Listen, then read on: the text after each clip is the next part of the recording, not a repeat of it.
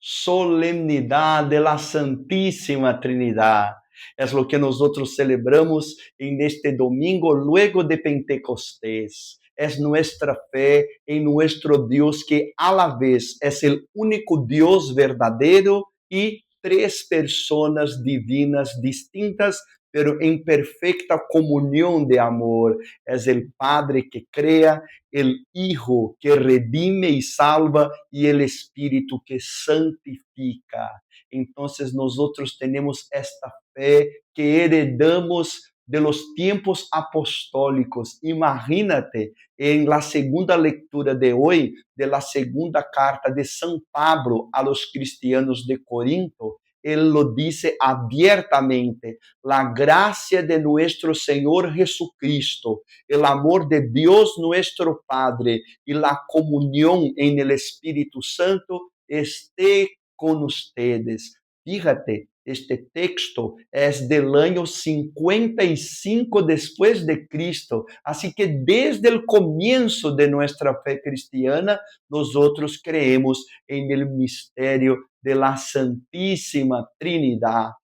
Bueno, entonces comencemos reflexionando sobre la unidad de nuestro Dios. No hay otro Dios fuera del Señor. Solo el Señor es Dios. Esta fe nosotros heredamos de nuestros hermanos los judíos que profesaban una fe monoteísta, es decir, un único Dios verdadero, único que se merece ser adorado, glorificado y reconocido en honor.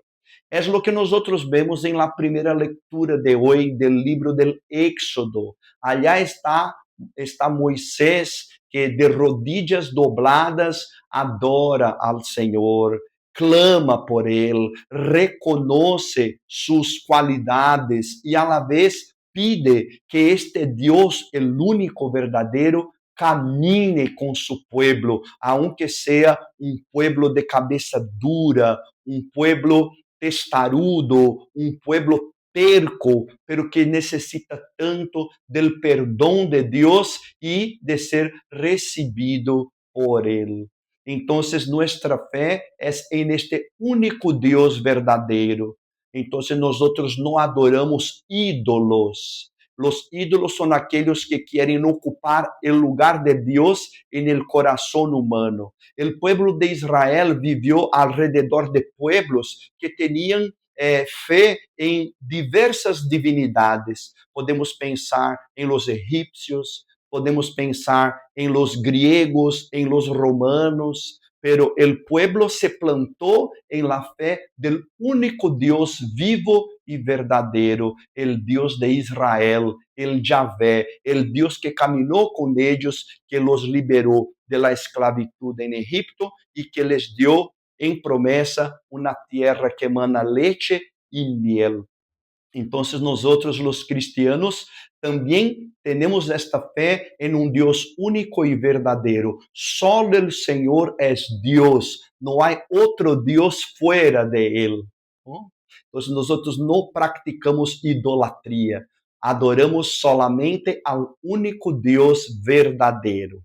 Ahora bien, este único Dios verdadero se nos fue revelando a lo largo de la historia de la salvación en tres personas distintas, ¿no?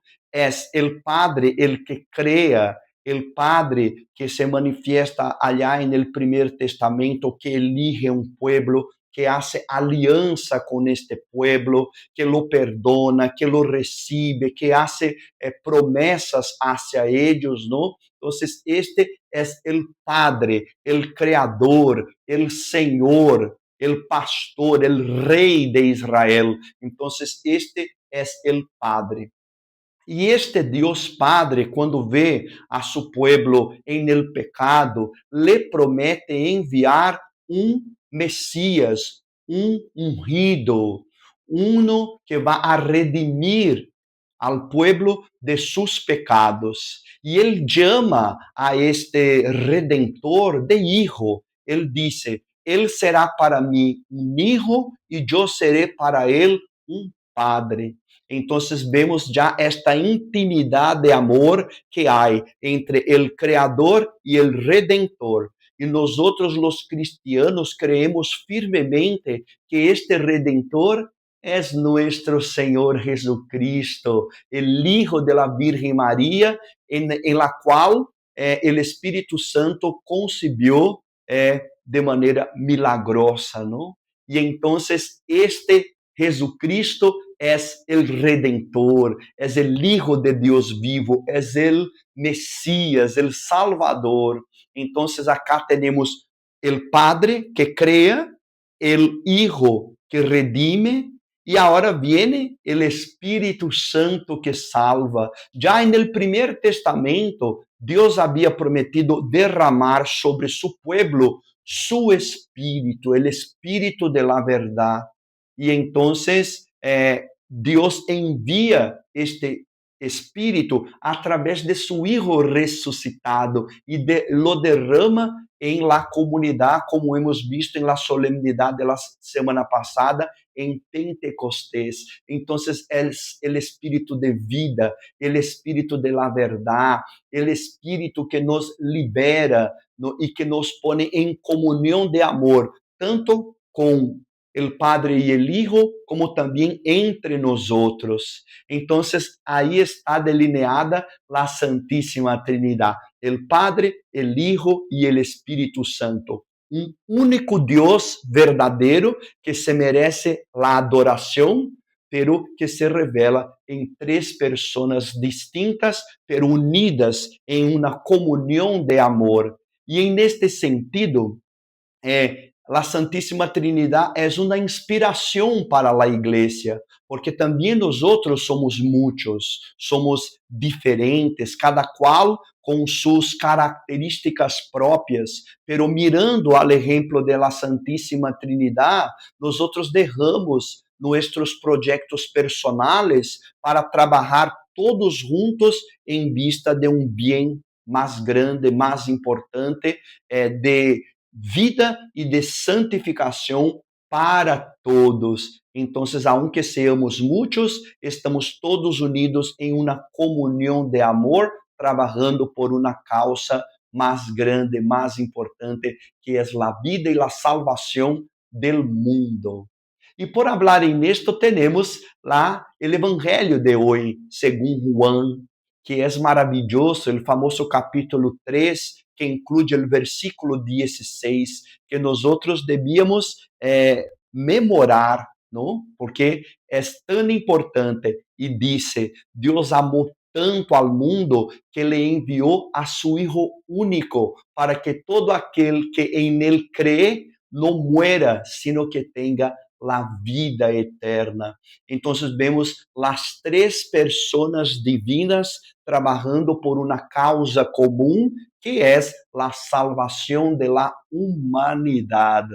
Então, o Padre que envia o Hijo que acepta a voluntade do Padre e se hace hombre, por obra e graça do Espírito Santo en el vientre de la Virgen María. Então, nuestro Dios no desea la muerte, la condenación del pecador, sino todo lo contrario, que se convierta, que tenga vida y vida en plenitud. Y nosotros estamos cerrando el mes de mayo. Hoy es el último día, 31. Y como lo sabemos, mayo es el mes de María. Y María, aunque no sea parte de la Santísima Trinidad, ela está en el corazón del Padre y del Hijo y del Espíritu Santo. Porque como podemos olvidarnos, María es la hija predilecta de Dios Padre, la elegida.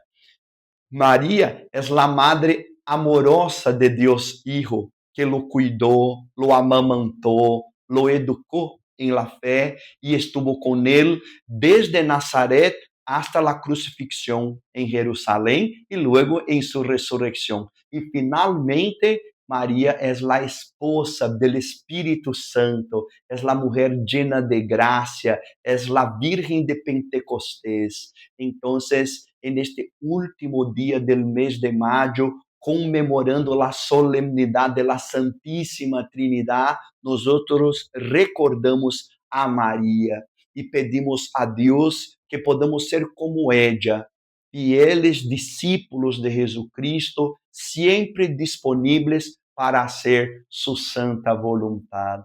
E então eu encierro esta homilia dándote a bendição de la Santíssima Trinidad, que descienda sobre ti, sobre tu família, tu semana, a bendição del Deus uno e trino, el Padre Creador, el Hijo Redentor e el Espírito Santo Santificador. Bendiciones, hasta la semana que viene.